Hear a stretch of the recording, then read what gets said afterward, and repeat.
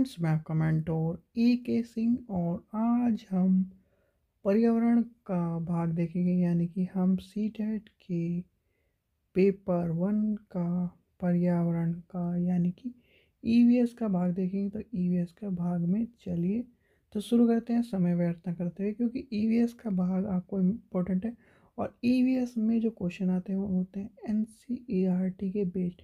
अगर आपने एनसीईआरटी तीसरी, चौथी और पांचवी की पढ़ी है तो आप क्वेश्चन को जल्दी सॉल्व कर पाएंगे और आसानी तौर पर, क्योंकि वहीं से क्वेश्चन पूछे जाते हैं। लिंक डिस्क्रिप्शन में दिया गया एनसीईआरटी के शॉर्ट नोट्स का, यानी कि समरी के तौर पर नोट्स दिए गए हैं, उसमें जाकर आप ले सकते हैं।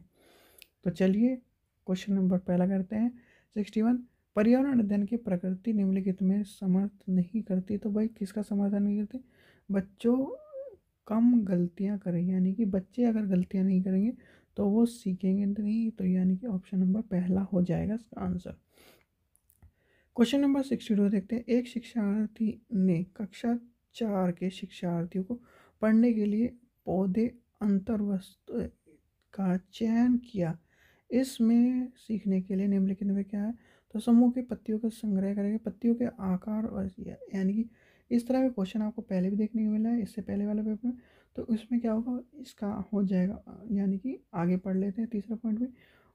आप यानी कि अपना वनस्पति संग्रह बनाना, इस प्रकार की गतिविधि शिक्षक को यह बताता है कि सबसे अधिक प्रोत्साहन नहीं देना चाहिए। तो यानी कि ऑप्शन नंबर पहला क्या कह रहा है? जितनी अधिक पत्तियों के बारे में संभव हो उतना ही नाम याद रखने को बच्चों को कहना। यानी कि ऑप्शन नंबर फर्स्ट हो जाएगा।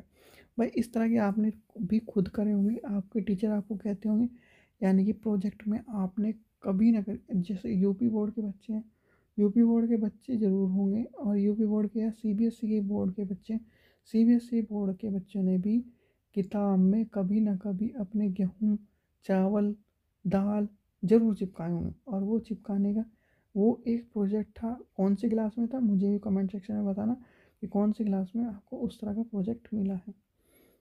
चलिए क्वेश्चन नंबर 63 देखते हैं। शिक्षार्थी का आकलन करते समय पर्यावरण अध्ययन के शिक्षक को निम्नलिखित में से क्या नहीं करना चाहिए? तो वो है बच्चों के कार्यों को केवल कुछ पक्षों पर ध्यान केंद्रित। तो यानी कि केवल आ गया, और केवल हो गया हमारा नेगेटिव टैग वर्ड, और नेगेटिव टैग वर्ड हो गया तो हमारा आंसर हो गया गलत। चलिए क्वेश्चन नंबर 64 देखते हैं। प्राथमिक स्तर पर पर्यावरण अध्ययन में समूह यानी कि समुदाय सीखने और सिखाने का एक महत्वपूर्ण संसाधन है। तो वो क्या होगा? वो होगा यह वास्तविक स्थितियों में सीखने के लिए अवसर प्रदान करना। यानी कि ऑप्शन नंबर 4 में क्या हो जाएगा हमारा? अवसर। और अवसर अवसर हो गया हमारा टैग वर्ड। क्वेश्चन नंबर 65 देखते हैं। कोई व्यक्ति 30 अगस्त 2015 को किसी एक्सप्रेस ट्रेन से अहमदाबाद से त्रिवेंद्रपुरम जाने के लिए बैठा है, और ट्रेन में 13:30 यानी कि 1:30 PM हो रहा है। ये याद रखना, कभी भी ट्रेन का टाइम आपको PM AM में नहीं मिलेगा, वो मिलता है 24 घंटे के तौर पर। तो आगे देखते हैं। बजे अहमदाबाद से छूटती है और तारीख यानी 1 सितंबर 2015 को 7 बजे त्रिवेंद्रपुरम पहुंचती है, यानी 7:30 पर पहुंचती है। तो 7:30 कहाँ है? सुबह के टाइम में। यदि अहमदाबाद से त्रिवेंद्रपुरम की इतने किलोमीटर है तो आपको क्या बताना है? वो औसत चाल बतानी। औसत चाल क्या हो जाएगी हमारी? 15 किलोमीटर, यानी कि 15 किलोमीटर पर सेकंड।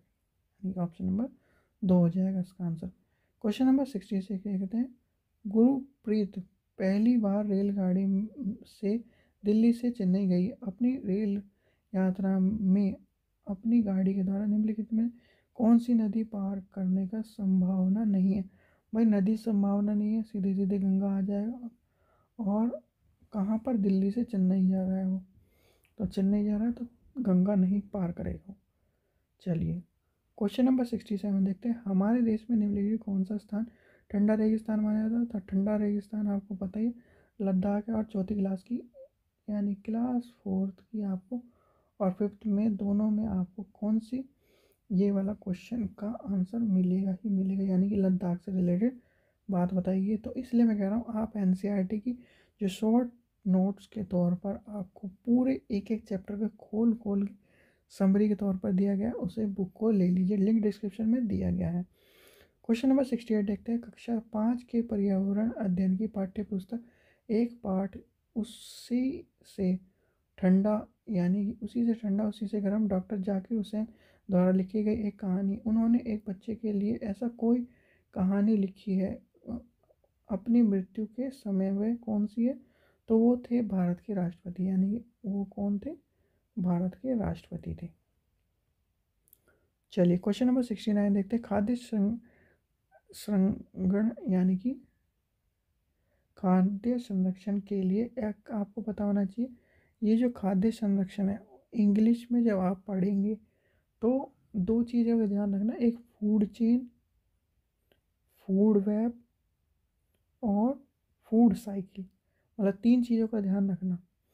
संरक्षण के साथ साथ फूड चेन, फूड साइकिल और फूड वेब याद रखना इम्पोर्टेंट है। तो यानी कि खाद्य संरक्षण के लिए निम्नलिखित में कौन सा जोड़ा सही नहीं है? तो इसमें कह रहा नहीं है, तो वो होगा दूध और पनीर। क्यों नहीं होगा? क्योंकि आलू को चिप्स के तौर पर, सेब को जैम, कच्चे आम को आम अचार, पर दूध और पनीर वाला नहीं होगा क्योंकि उसकी फॉर्म बदल दी, वो भी फाड़ कर, दूध को फाड़ कर ही बदली जाती है। चलिए क्वेश्चन नंबर 70 देखते हैं। घरों कि नीचे दिए गए विषयों के बारे में, भाई घर के बारे में बता।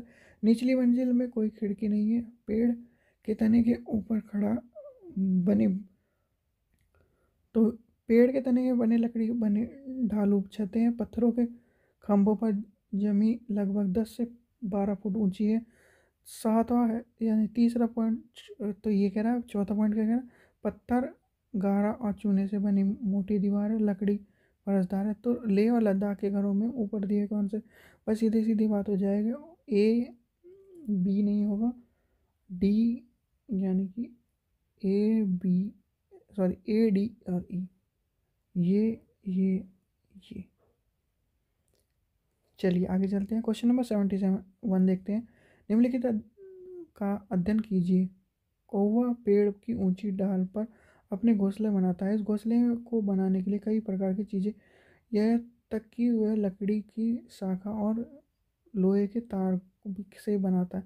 एक चालाक पक्षी, यानी कि चालाक पक्षी कौन है यहाँ पर? आप चालाक पक्षी कौन सा है जो कौवे के घोंसले में अपने अंडे देता है? तो वो होती है, आपको पता ही है कौन होती है, जल्दी बताइए जल्दी बताइए।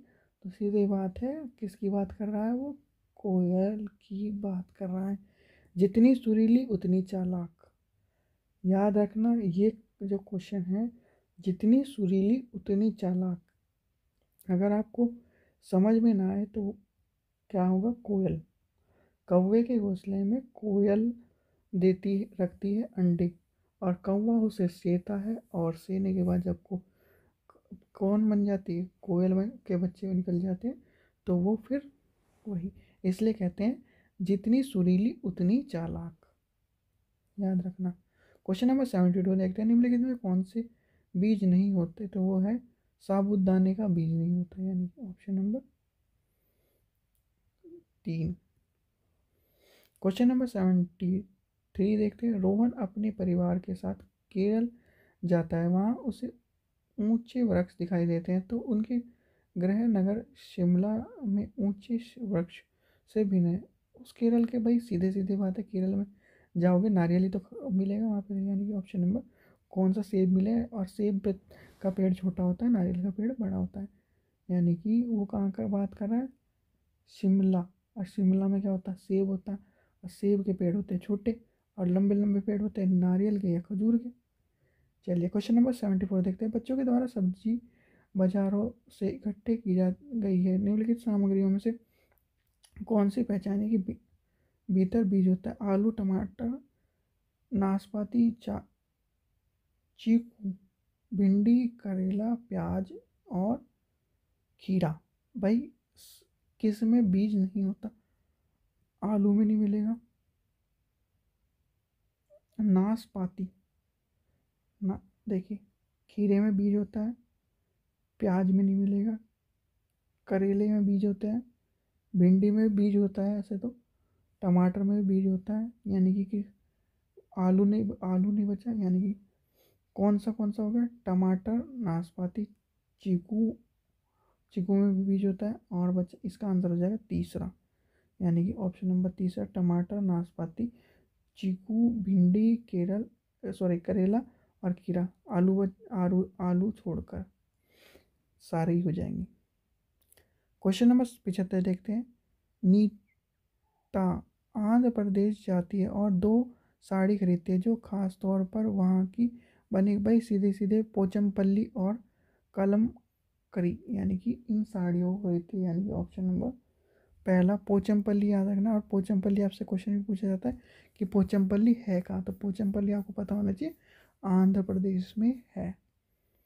चलिए क्वेश्चन नंबर 76 देखते हैं। निम्नलिखित में कौन सी बीमारी रुके या इकट्ठे पानी से होती है। भाई पानी की बीमारी आपको पता है, मलेरिया।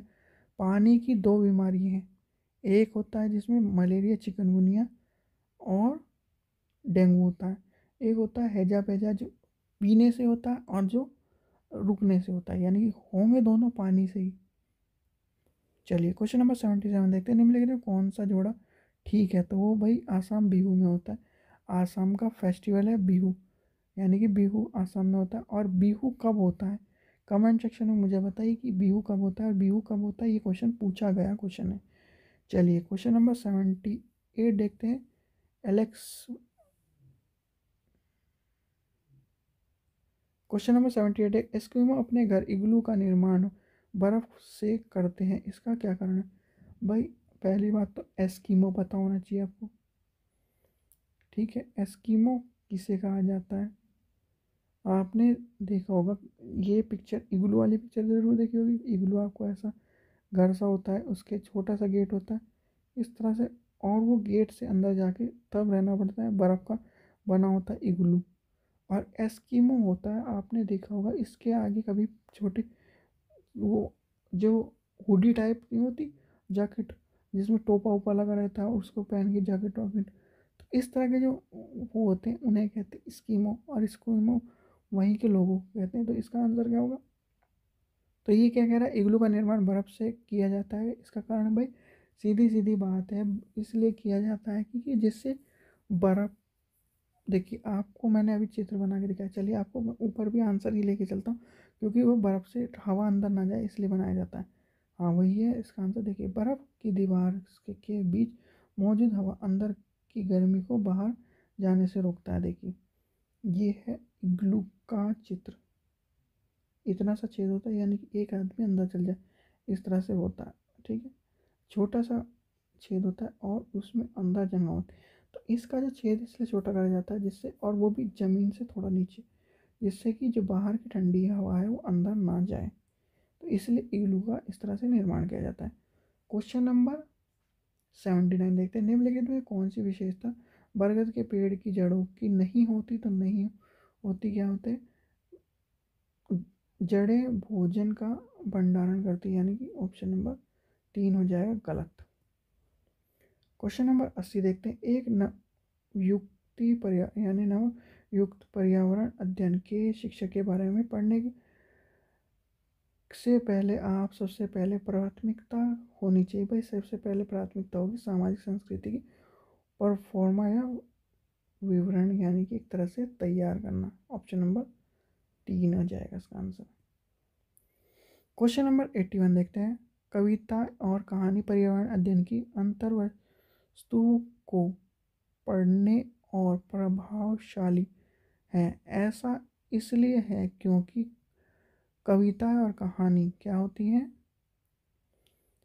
इसका आंसर हो जाए बच्चों के परिवेश में संदर्भित चित्र का कहती है एक तरह से। भाई कविता कहानी स्कीमा डेवलप करने में सबसे इम्पोर्टेंट होती है, तो इसका भी आंसर 1 ही हो जाएगा। 1 2 3 सॉरी 1 2 4 सृजनात्मकता, सुंदरता, सौंदर्य बोध कराती है, फिर आता है संदर्भ परिवेश कराती है, इसलिए मैं कहता हूँ कल्पनाशील, जहाँ भी कल्पनाशील की बात आ जाए और कविता और कहानी की बात आ जाए तो बच्चा हो जाएगा कल्पनाशील, सौंदर्य क्रिएटिव हो जाएगा, इस तरह से बातें आ जाएंगी। चलिए क्वेश्चन नंबर 82 देखते हैं। कक्षा 5 के शिक्षक के रूप में आप ईंधन के संरक्षण प्रकार को बढ़ाने के लिए निम्नलिखित किस संसाधन का प्रयोग करेंगे? भाई सीधे सीधे समाचार पत्र। और समाचार पत्र क्यों करेंगे? समाचार पत्रों में बच्चों को क्या दिखाएंगे कि पर्यावरण से यानी कि पेट्रोल डीजल ज़्यादा यूज़ करने से पॉल्यूशन फैलता है, और अगर इस तरह से हम लगातार यूज़ करते रहे तो एक दिन ऐसा आएगा कि आपको फिर साइकिलों पे चलना पड़ेगा। इस तरह से जो ऐड आते हैं वो भी दिखाने पड़ेंगे जिससे बच्चे को समझ में आए। क्वेश्चन नंबर 83 देखते हैं। कक्षा 4 की एक शिक्षक शिक्षार्थियों से कहती है कि वह अपने कार्य पत्रक अवलोकन रिपोर्ट यानी सत्र की एकत्रित की गई सामग्री को एक फोल्डर में डालकर इन फोल्डर को डैश कहते हैं। तो भाई सीधी सीधी बात है, पोर्टफोलियो की बात कर रहा है, यानी कि आपको आंख बंद करके, मैं अभी भी कह रहा हूँ आंख बंद करके आपको क्वेश्चन पढ़ने से पहले अगर आपको पोर्टफोलियो दिख जाए ऑप्शन में तो और पोर्टफोलियो आंसर लगा के आगे बढ़ जाना। क्वेश्चन नंबर 84 देखते हैं। 84 क्या कह रहे हैं? एनसीईआरटी के पर्यावरण अध्ययन की कक्षा 5 की पाठ्य पुस्तक में सुनीता अंतरिक्ष में शीर्षक पाठ में स्पेसशिप में अंतरिक्ष यात्री की सुनीता विलियम के अनुभव का वर्णन किया। भाई सुनीता विलियम के अनुभव का वर्णन किया, ये क्लास 5 की बुक में आपको पता है।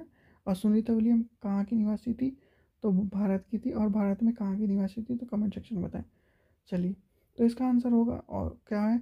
यह घटना अंतरिक्ष यात्रियों की जिंदगी के झांकने का अवसर प्रदान करती है। बिल्कुल करती है। यह घटना स्पेसशिप की भौतिक स्थिति का वर्णन करती है। बिल्कुल नहीं, यानी कि एक तरह से क्या हो जाएगा इसमें? यह घटना पुरुष और स्त्री के लैंड ये करती। यह घटना गुरुत्वाकर्षण की अवधारणा को समझने में मदद करती। देखिए इसका आंसर हो जाएगा डी। अप्रोप्रिएट आंसर है बिल्कुल सही बात कर रहा है।